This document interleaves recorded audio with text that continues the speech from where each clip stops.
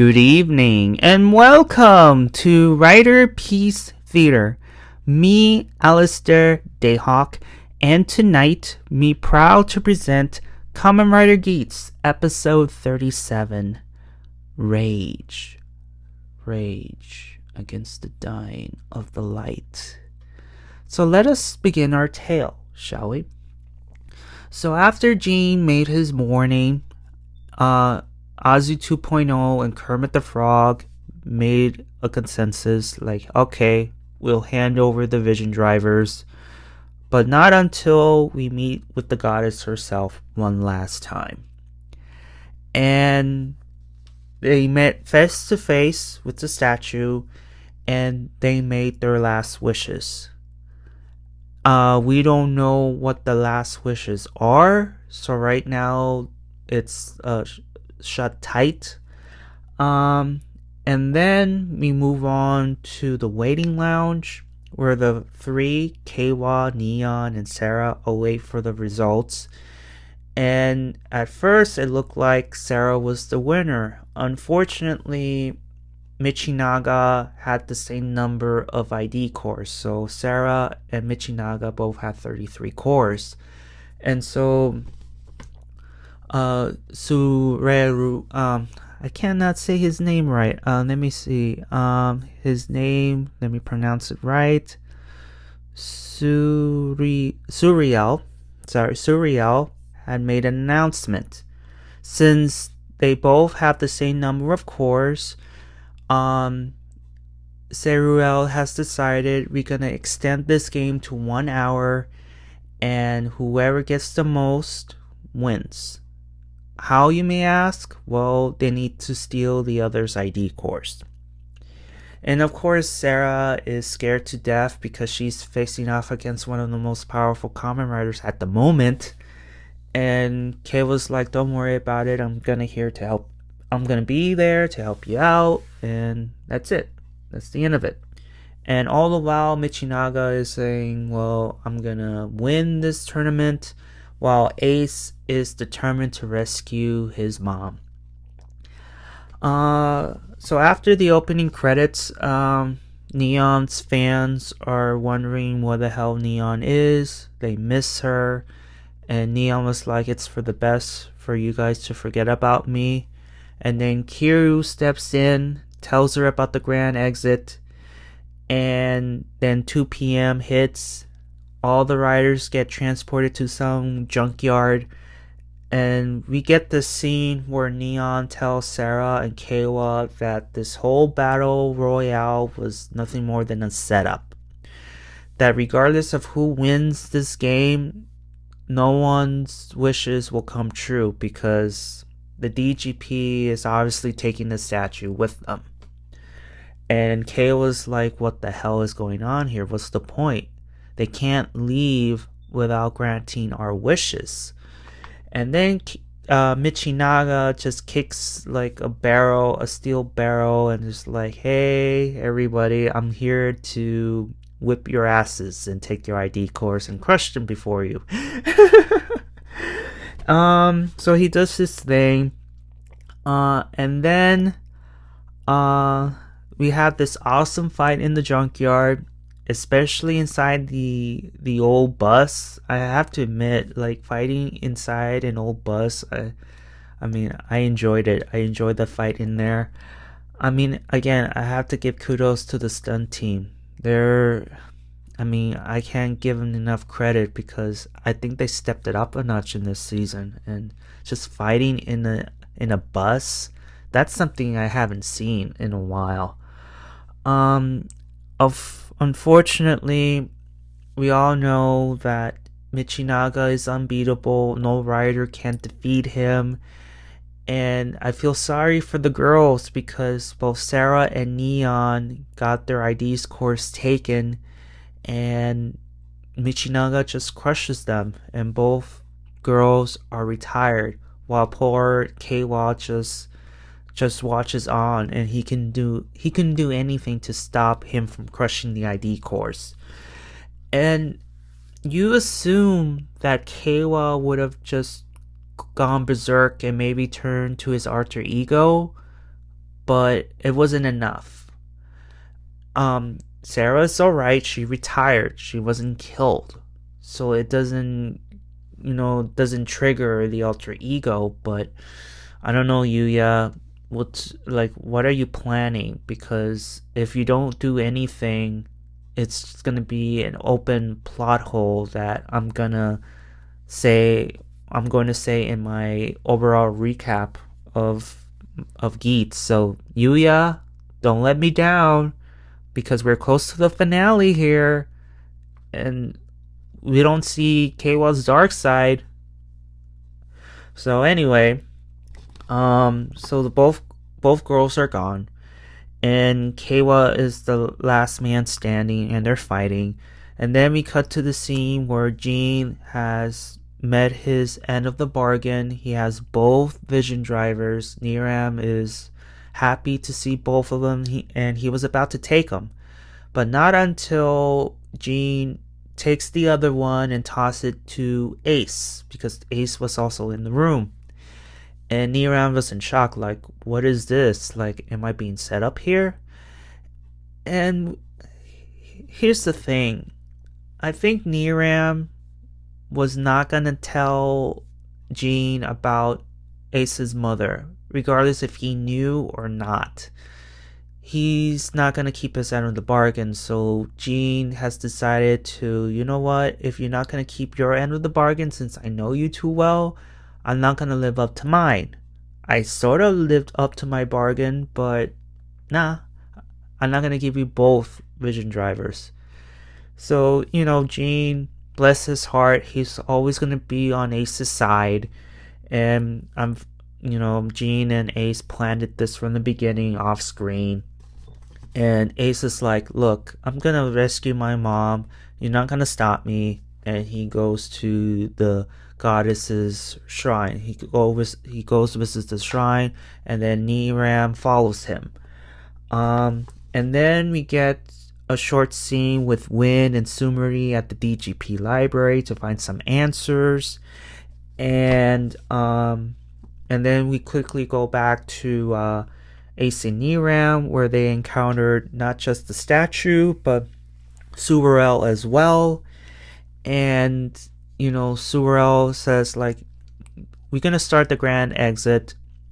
We're going to take her with us. She's a tool for our games. You're not going to stop us. And Ace is like, she's not a tool. How dare you turn her into the statue? I want her back. And Sumarel tries to wish Ace away from this world, but it didn't work. It could either be true love or what he said, because he said, well, apparently her time is up, because according to him, the goddess of creation's powers has its limits, and they're running out. And as her powers are used up, she is useless, she's considered garbage and be tossed aside. And poor Ace is like, what the hell? Like, that's my mother. Why are you, like, you people are sick. And so according to Surreal, it has its power, it has its limits, and the statue starts to crumble because of it. And you see it crumble, and Ace tries to do something about it, but he gets pushed away, sent to the junkyard. And you see Keiwa and Michinaga still fighting, and Kermit the Frog and Azu 2.0 are just watching on, sucking on lollipops. And you can tell that Azu 2.0 is relishing this suffering and misery, while Kermit the Frog is waiting for something, waiting for Keiwa to unleash his true potential, but nothing has happened. And Keiwa is yelling and screaming at Michinaga that I'm not gonna lose. I'm not gonna stop until the goddess has paid for her sins, her crimes. I'm gonna use my wish to bring back the people killed by the DGP, by the Jamotos. I'm determined to win. Um, I'm jumping ahead of myself here, but it just really connects here. So as he was yelling and screaming at Michinaga, Win, back at the DGP library, discovers a file. This Terry incarnation. It says that this man who opened a door none should was erased from history. This event marked the addition of a new rule to the DGP. A player and a navigator must never enter into an intimate relationship. So I think we know what happened to Ace's first father.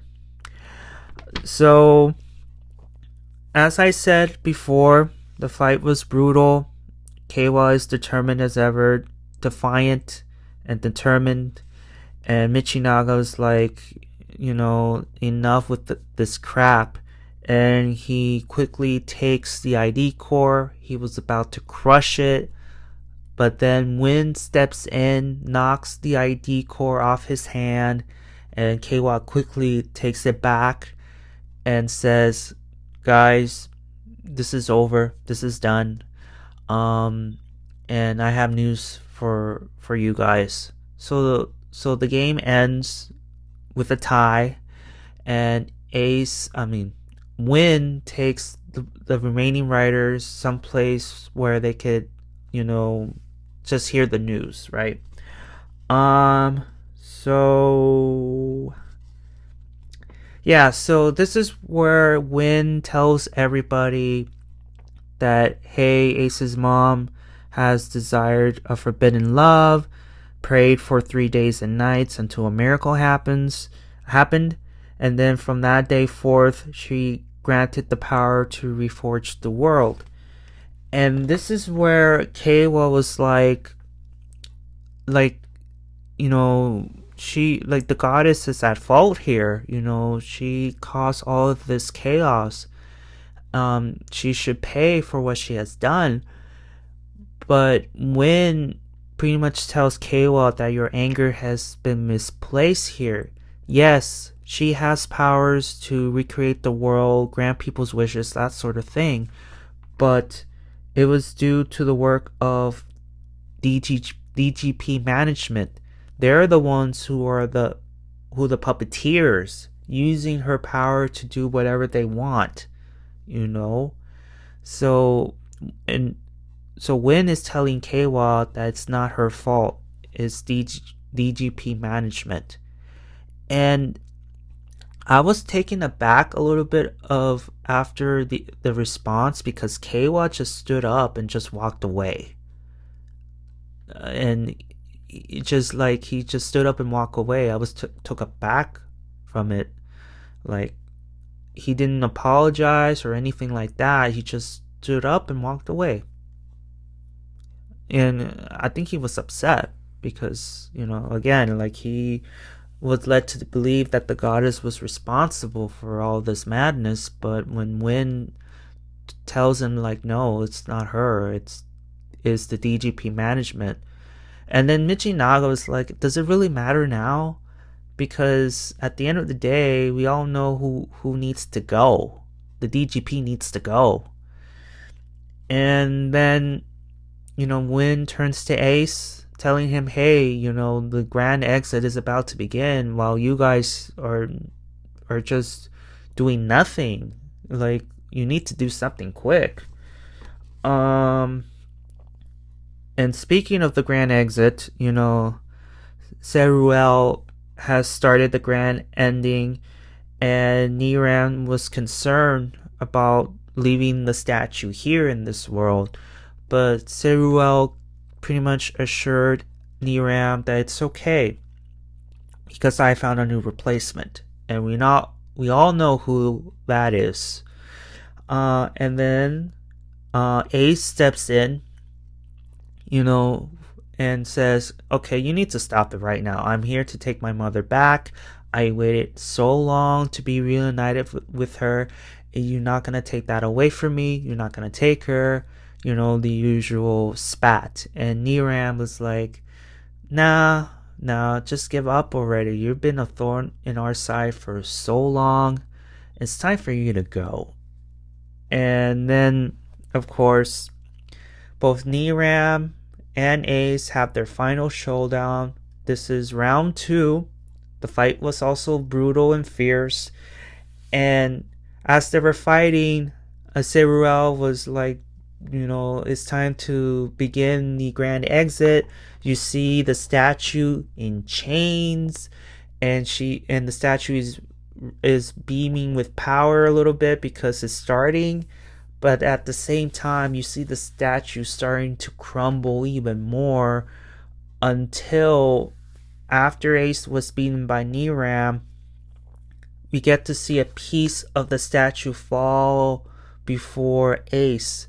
And this is where he started to crawl and just picks up the statue, and he let out a scream. He didn't do the I have a power pose because he was beaten pretty bad, but he started to scream, and this is where his rage has awoken his final form, the Booster Mark III form. However, this form is incomplete because what I said earlier is that the booster is folded, so it's incomplete.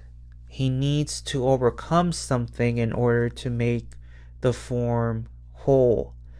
So right now it's in his berserk form, his incomplete form. And Niram was of course in shock because my god, like he's able to create boosters left and right without the DGP's interference, and he's upset. He tries to attack him, but the attack failed, and he's dealing with a very angry fox. And that's the end of this episode of our tale. And my god, I mean, a lot of things have happened in this episode.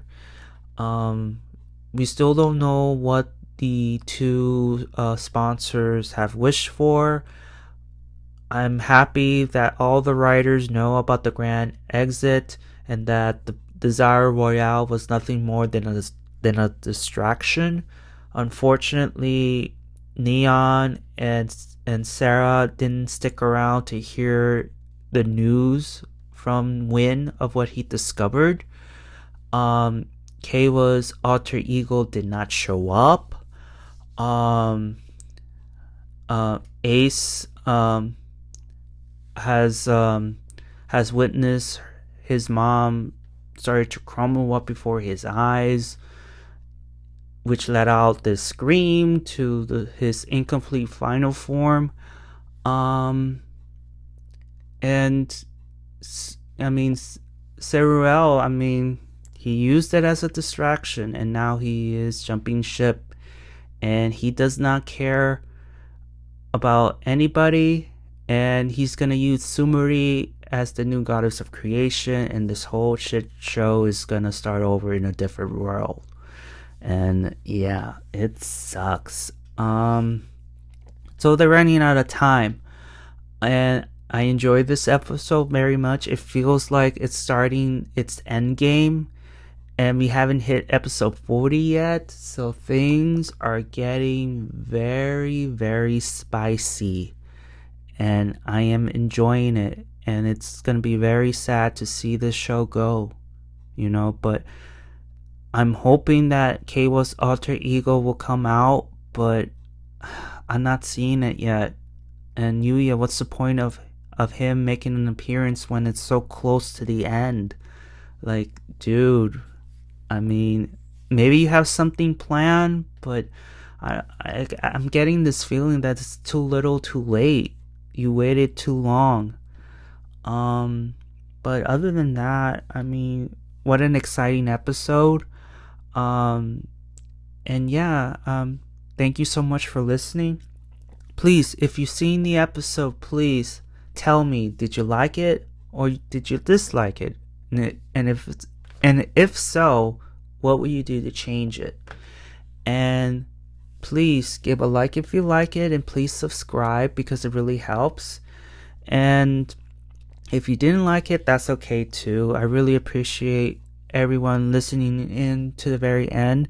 I tried to make it short and sweet, but I have lots of things to say, and why not? I'm just a writer fan who wants to express what he knows, and why not? So I'm starting to ramble, so I'm gonna wrap this up here. So thank you so much for listening, and of course, if I miss anything at all, please write on the comments below. Oh, and I almost forgot to mention too. Um, Now we all know that Ace's mom was nothing more than a mortal. She was no goddess to begin with, and she had a forbidden love with the winner of the DGP, and yeah, she got turned into a goddess just because of what she has done and unlocked a new power because of it. And the DGP are the real monsters here. So I don't know what the ending's gonna be, because I thought that once Ace wins the whole thing, he will take control of the DGP and make it honorable, the same way Angel did with Wolfman and Hart. But maybe I think it's leaning towards the DGP no longer existing, and the people from the future will stay in the future, and people in the present time will live out their lives, and with a strong possibility that Keiwa's wish will happen, that everybody who got killed off will return. So it's leading up to that. So yeah, I just wanted to add that before I finish. So other than that, thank you so much again for listening, and I'll see you all on the other side of Oblivion. Johnny!